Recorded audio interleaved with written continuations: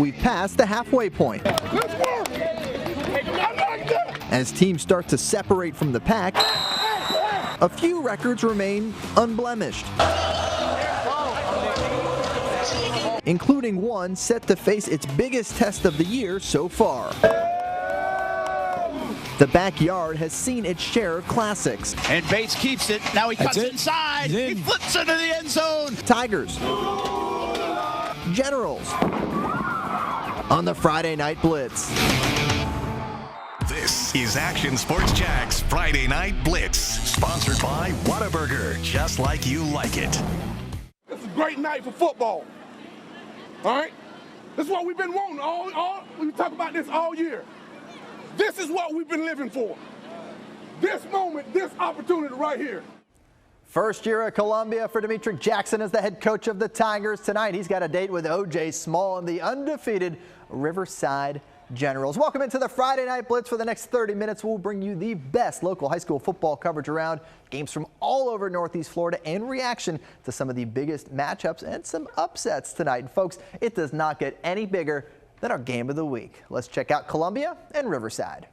The game of the week, sponsored by Whataburger. We've got Tigers, we've got Generals. They are squaring off in the backyard. First visit for Coach Jackson. Didn't take long for the playmakers to do just that, make plays. Jaheim Singletary comes up with the interception. That five-star heads the other way. Riverside takes over deep inside Tiger territory. That turnover turned into a touchdown. Alvin Gibson pokes his way in along the right edge. Appeared to fumble at the goal line, but officials do rule it a touchdown. Generals up 6-0 after just one quarter. Throw those arms in the air. There you go. Second quarter now, here come the Tigers. Cade Jackson, he'll throw a dime to run Travian Tolliver in the end zone for the score. They take a 7-6 lead. Second half, someone forgot about Freddie. Riverside takes the lead because Freddie Manning, well, there he is wide open down the left sideline. 87 yards to the crib, 14-7 lead early third. Took till the fourth, but you just knew Marcus Peterson was going to make a play. Hauls in that touchdown grab from Evan Umstead. Columbia down 26-14. Then defense makes another huge play. Generals can't handle the snap, so Jadon Robinson slides in, scoop and score. Love to see it. Momentum shifting into the Tigers' favor. Less than 5 minutes to play in the game. We got another fumble, folks. Generals give it away. 80-on Farmer recovers this one, and Columbia in position to take the lead late in the game. Off that big mistake, they would do just that. Bobby Miller snags the short pass off the play action fake. Columbia comes all the way back, 21 unanswered points in the fourth quarter. What a dramatic win, 28-26. Let's go to the backyard. That's where Marcel Robinson was tonight. Wow, Coach, what a game. I mean, this is what you asked for when you come for the game of the week. You guys came all the way over to Columbia amidst all the adversity that you guys had, the tragedy that you guys had earlier this week. Tell me about how good this feels to come out with this win. Man, this is Columbia football. Resilience, perseverance, fighting to the very end, never quitting. And, I'm just here, partaking of a group of young men that is buying in, has had a great foundation, and we're just reaping the benefits of guys just coming out and making some great plays because our guys just made a few more plays than they did. Now, this is a rivalry like none other, obviously. This may be your first year as the Columbia football head coach, but you know this goes way far back. Yeah. This is the rival, especially now we're in the same district. So this game means a lot. This is by far the best definition of a tale of two halves that I've ever seen in high school football. This is Columbia football. Continue to persevere and fight. Good things happen when you hurt the ball. There's no such thing as luck. You make your own luck. We created plays. We're going to pride ourselves being physical, control the line of scrimmage, turnovers. And I think we did that in all three phases. All right, good stuff there from Coach Jackson. Oh, look at that one next week. Creekside, Bartram Trail. That is where we are headed for a St. Johns County clash in our game of the week. Going to be pretty excited to see the Knights and the Bears. Wait till you see our highlights from both of those games, starting with Creekside. The question is, will they still be undefeated when they face the Bears? They were visiting Atlantic Coast, and when you do that, you know you're going to get a dose of Arthur Fats Walker. There he goes. Long touchdown run for number one. in a Stingrays jersey. And how about this final, folks? Atlantic Coast 29, Creekside 14, as Preston Stroke just unable to get it going in this game. The Knights suffer their first loss of the year. Coach Mike Montemayor and the Stingrays stop that rushing attack of Stroke and Jacob Denny, and they get the win. That was definitely the emphasis this week was, controlling Preston the best that we could. And not just him, but their quarterback, I forgive me for not knowing his name, but he's just as dynamic. So, that gives you two runners back there with what they do offensively. So, it was definitely, control the box the best we could. All right, Coach Montemayor, he joined us on ESPN 690 for the Blitz Scoreboard Show. If you haven't checked out this show, I don't know what to tell you. What are you doing? We do it every Friday night at 9 o'clock until about 10:15, 10:20. Not only do we have your scores for you, not only do we have coach interviews, we've got live video on all of our social media channels, Facebook, Twitter, YouTube, Twitch. Go check it out. It's like Red Zone for high school football in the fourth quarter of games. It is awesome, and we were able to see a couple really good finishes tonight.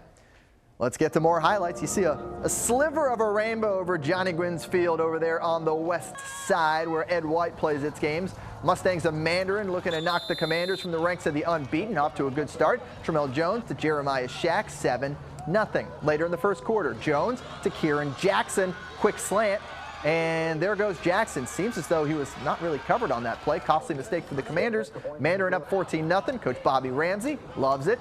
Mustangs defense, they came to play as well. Carmelo Murphy with a TFL in the backfield. Then in the second quarter, Jones swing pass to Terrence Johnson. He'll take it all the way down inside the 10-yard line. TJ Lane scored a couple plays later. Mandarin went ahead 21-0. They go on to win 35-20. So knock off Ed White from the ranks of the unbeaten. Couple 4-1 teams now meeting down in the Berg. It's the Middleburg Broncos hosting Episcopal. Third quarter, busy. 21-14. Eagles, Kirk Reed takes it up the middle, makes it look easy. They stretch their lead, but Broncos respond. Mike Mitchell, he gets the ball and some good blocking as well. Outruns everybody in the open field, takes it in for 6. PAT, no good. Eagles now. Joe Weisner, he's tossing a bomb to Corey Scott. Nobody in the same zip code, and that is another Episcopal touchdown. Back to Mitchell and the Broncos. Again, running, and he's got blocking. Nice receiver blocking downfield. You'll love to see it.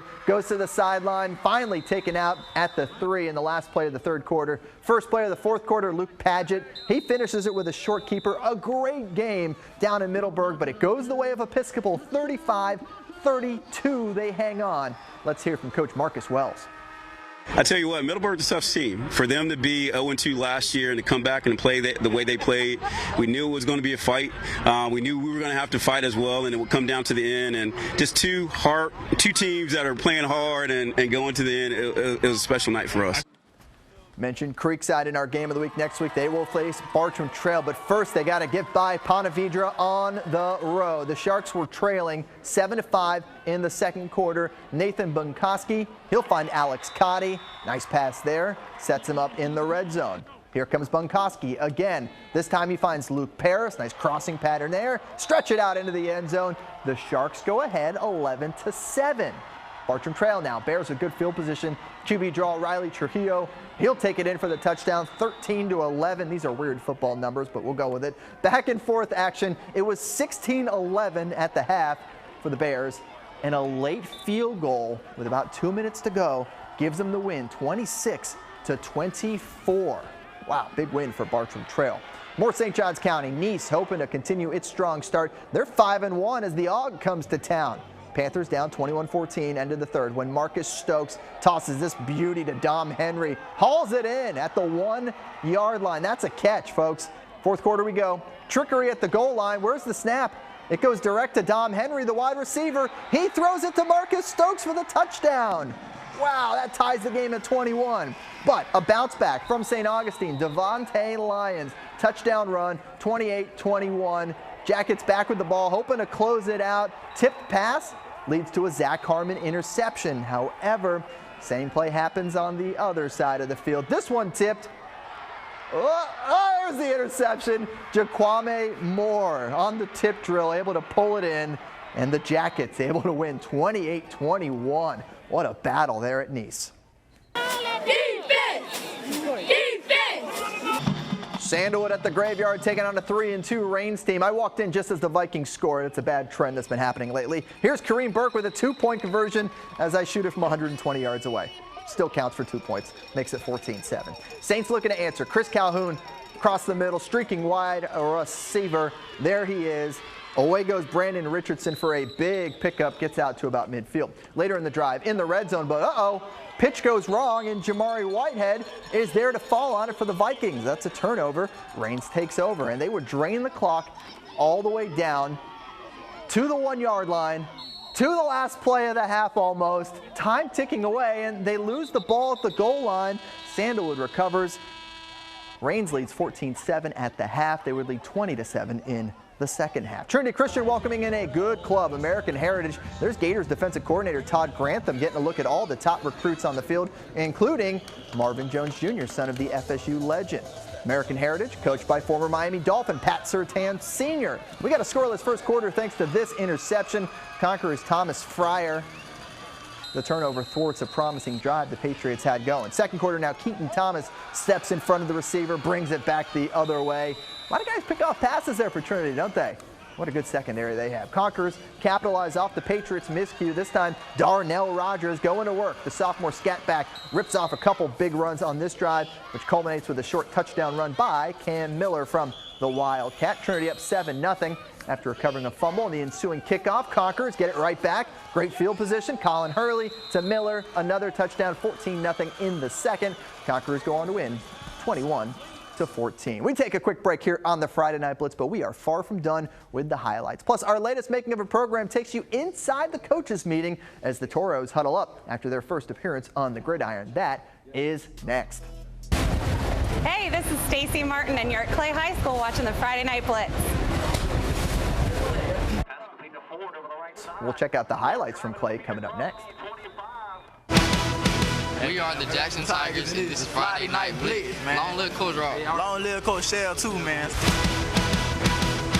This is Action Sports Jax Friday Night Blitz, sponsored by Whataburger, just like you like it.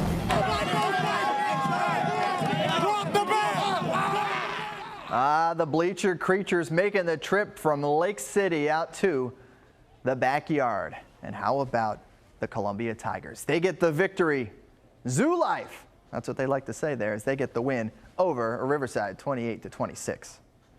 The Coach of the Week, sponsored by Whataburger.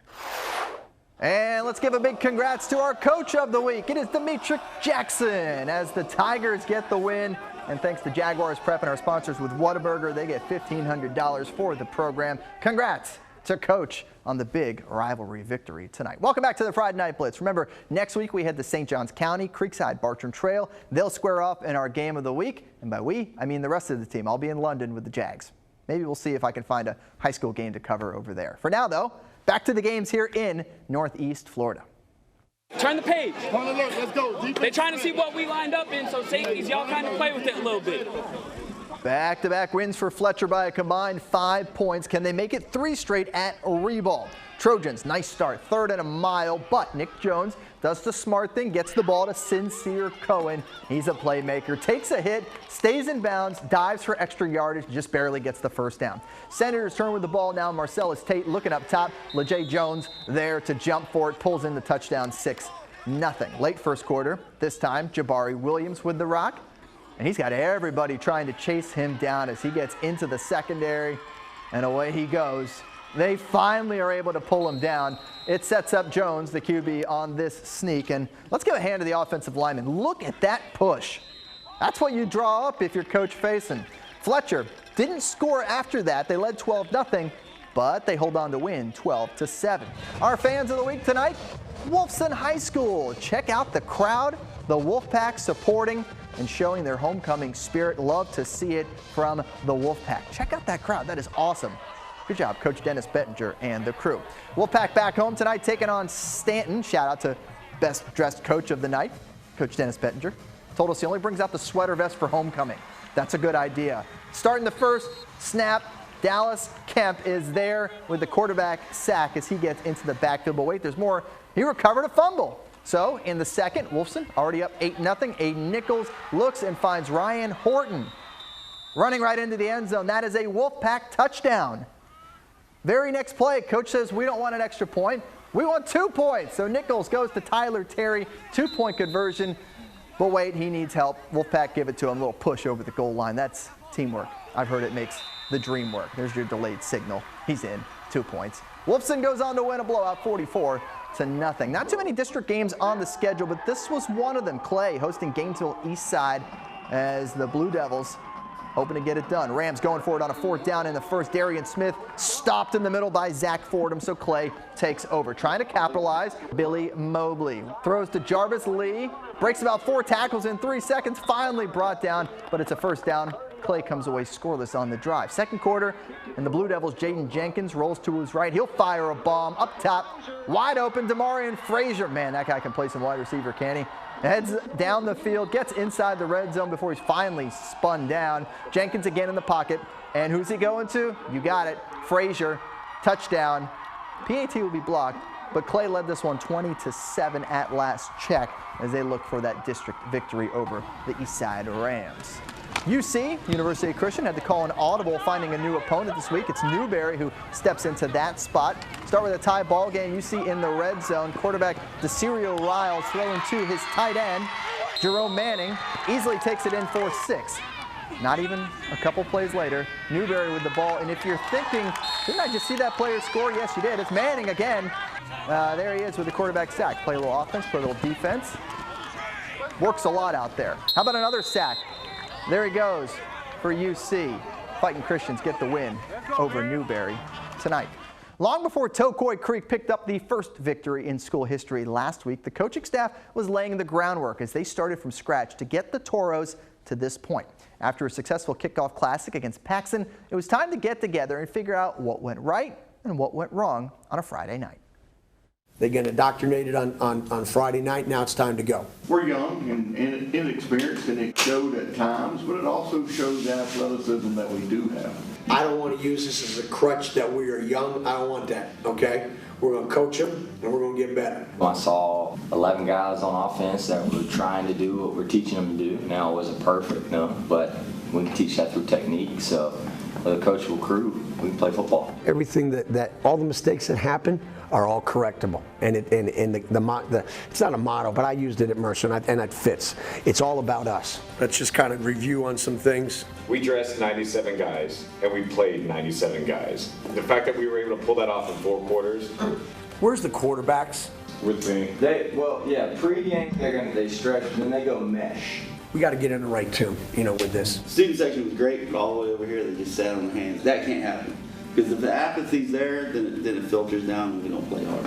I'd like that defense to come right off the field and come and sit down, okay? Some of them got about halfway and they got lost. Overall, I thought we did okay. I mean, there was a couple of plays defensively that we gave up, but I don't think they could drive it on. Fundamentals. From your stances, your alignments, your keys, your technique, ball security, tackling, okay, pursuit.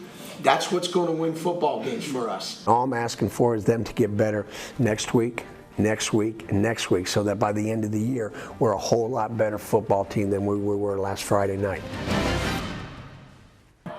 Next week, we'll introduce you to a father-son duo in the Toros program, leading the team both on the field and on the sideline. That is next week on Making of a Program. If you want to watch previous editions of Making of a Program, well, you can do that. Just go to our YouTube channel, Action Sports Jacks on ESPN 690. Toros in action tonight. How about a trip to Gainesville to take on P.K. Young? Last play of the first quarter, Blue Wave quarterback Aaron Small Jr. calls his own number, 7-0 in favor of the Blue Wave. This game would not go the way of Tocoy Creek. They take some lumps in this one. Final score goes the way of the home team, 43-7. Tails. What did he call? Tails. It is heads. You have won the toss. Thursday night football. Here come the Stallions, looking a little smaller this week. Oh, it's youth football night. I guess that makes sense. The real Providence Stallions, much bigger, especially number 15. That's Brooks Hicken. Puts this ball on the money. Touchdown pass to Cade Wyndham. Ties it at 6. And yes, we'll allow a little celebration. There you go.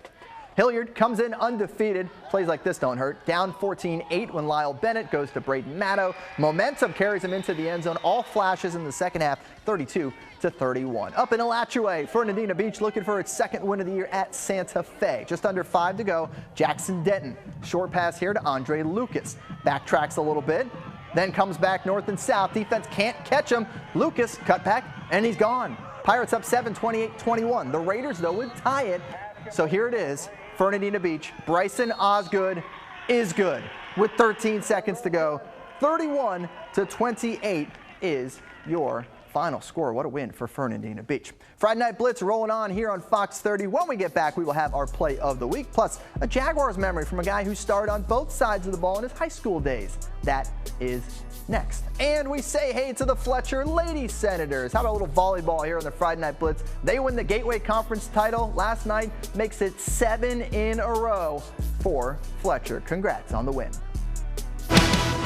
We're the Ponte Vedra Sharks, and this is Friday Night Blitz. Go Sharks! This is Action Sports Jack's Friday Night Blitz, sponsored by Whataburger, just like you like it.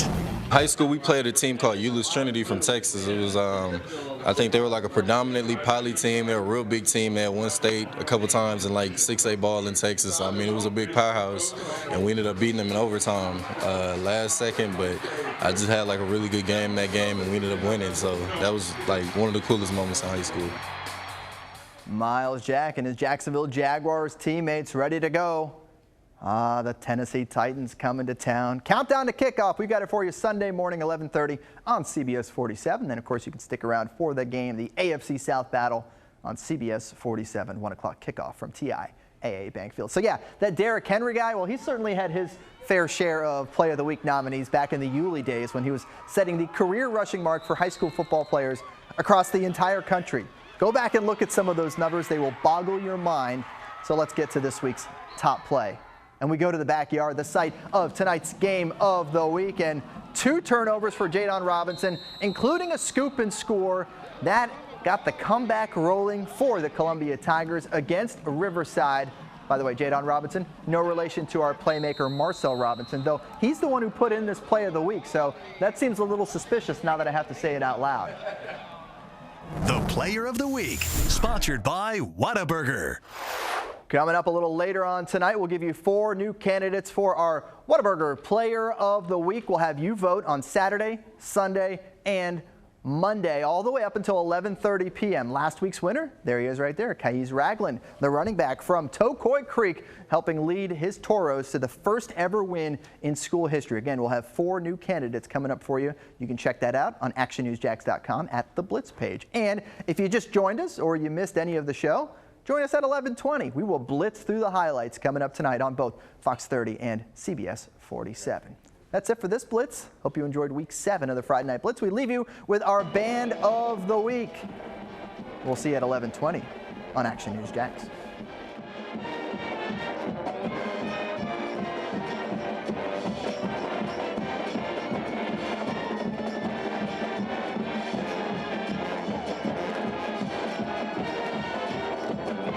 Thanks for watching Action Sports Jack's Friday Night Blitz, sponsored by Whataburger, just like you like it. Action Sports Jack's Primetime, Saturday at 10:30 on Fox 30.